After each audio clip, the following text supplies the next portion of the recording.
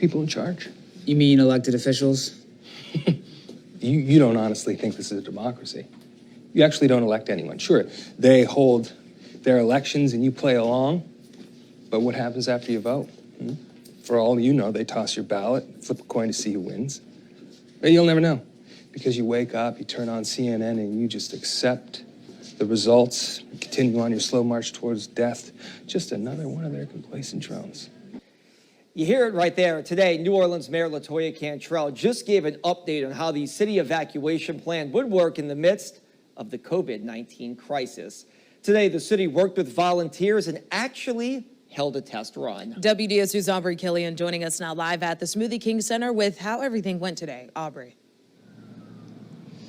Hey, so city leaders say when it comes to COVID, it makes things a bit more difficult. But today, they did learn about some gaps that they did have in their plan, but they stress they are ready for an evacuation if one was ordered. So take a look at this video from that test run that was done earlier today across the city. So city leaders say the gaps, those were very minor and more so logistics when it comes to social distancing at the evacuation spots all across the city and right here at the Smoothie King Center. Now, because of COVID, if an evacuation was ordered, there's going to need to be much more buses.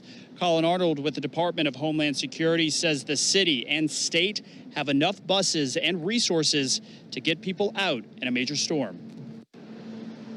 The city-assisted evacuation is a last resort option for residents of our city that absolutely have no other way to leave. And I think it's important to point out this year that is most important to remember. If you have any way of evacuating on your own, which, you know, the majority of our residents do, fortunately, please, you know, finalize your plans and have that ready to go in case it needs to happen. And in case the mayor has to order an evacuation, it's crucial that you evacuate. Hey everybody, how you doing? I want you to see this article and a few video clips that I'm going to show you that all has to do with the CV-19 and when a hurricane comes in, okay, or any disaster, but right now specifically hurricanes.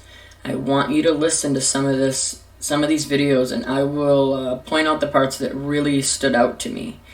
You know, and anytime you see FEMA getting into the middle of anything, we all know that that's not a good thing.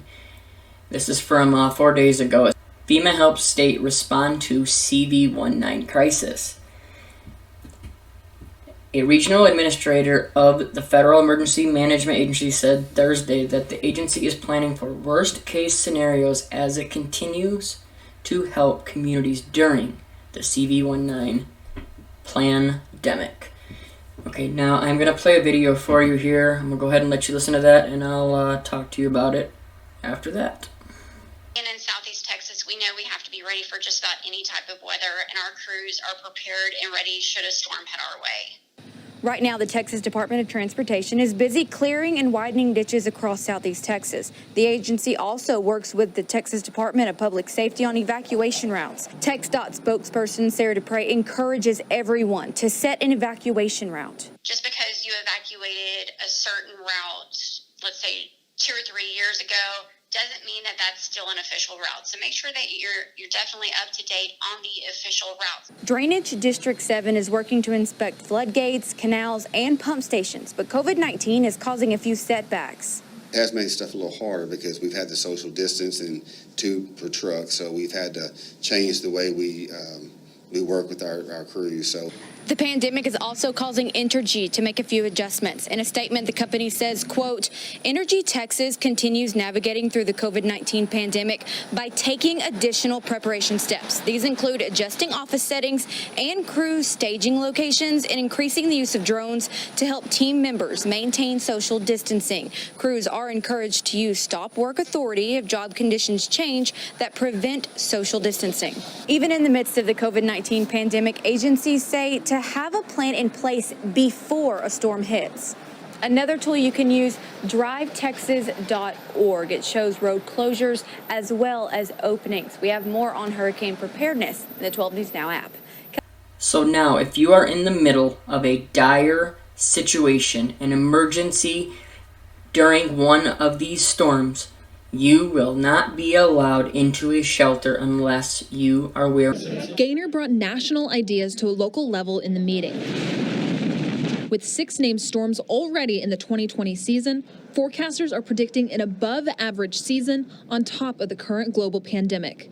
He advised officials from Mobile and Baldwin counties to look over their current plans and adjust accordingly. Do they still hold up under COVID-19 response? You're going to need more time for evacuations. You may need more shelter space. You may need more transportation vehicles. You can't put all those people on one bus. Maybe you need 2 or 3 buses. So all those kind of things that make this hurricane season a little bit more complicated than any other season. We prepare now. Mobile County EMA Deputy Director Mike Evans was asked about changes to this year's shelter plans, modifications that include smaller capacity limits, temperature checks upon entry, and separation rooms for anyone showing or with suspected signs of coronavirus. Additional adjustments coming in the wake of a statewide mask mandate. We're going to require anybody who comes in to wear a mask, except for those ages. I think they're 6 and under, which was mandated in the governor's rule. But even if the mandates go out, that's one of the requirements come in the shelter. We would ask people to bring their own mask with them. However, if you happen to show up without a mask and you want to come in, we'll provide you a mask. Officials say although shelters will be available, they should only be used as a last resort. This is another step of how they are going to unroll this plan.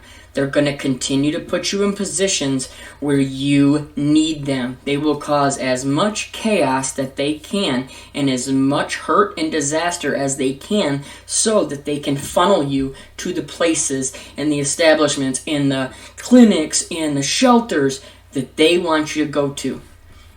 Now in this next video, listen to how she tells you you better check your routes.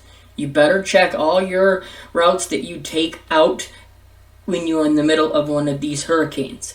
She even says, it don't matter if it's only a couple years old, you need to recheck because the routes have changed. They are perfectly playing this. By doing that, they can then funnel you to these exact areas that they want you to go to. So now you are going to have no choice, even if you refuse to wear the mask and won't go to their shelter because of that. If you go to leave and evacuate yourself like they told you to do, they're going to funnel you into areas that they want you to be, to certain roads where they may have some type of a roadblock set up where you have to get tested or you have to, eventually this all goes in with the vax. Okay, you won't be able to get into these places without the vax. You won't be able to evacuate these areas without the vax. This is all planned. Please tell me what you guys think about this. Let me know if you think that this is definitely part of their plan that goes along with this 100% pandemic.